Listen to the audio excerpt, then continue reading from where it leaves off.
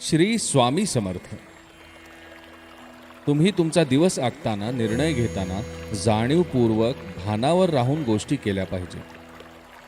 तुमच्या मनातील भीती किंवा भावनेच्या आवेगापोटी हलगर्जीपणे याची सावली त्याच्यावर पडू देऊ नका. तुमचं अशांत मन म्हणजे स्फोटक गोष्टींची खाण असते.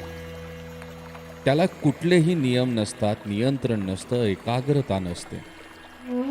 आपण जे करतोय ती गोष्ट कशावर आधारित आहे अशा कुठल्याही गोष्टीचे भान नसते. त्या भरात तुम्हाला प्रत्यक्षात नको असलेल्या गोष्टी तुम्ही करून बसता. आज एक महत्वाचं काम आहे, ते करण्याची इच्छा नाही म्हणून आपण ते सोडून देतो.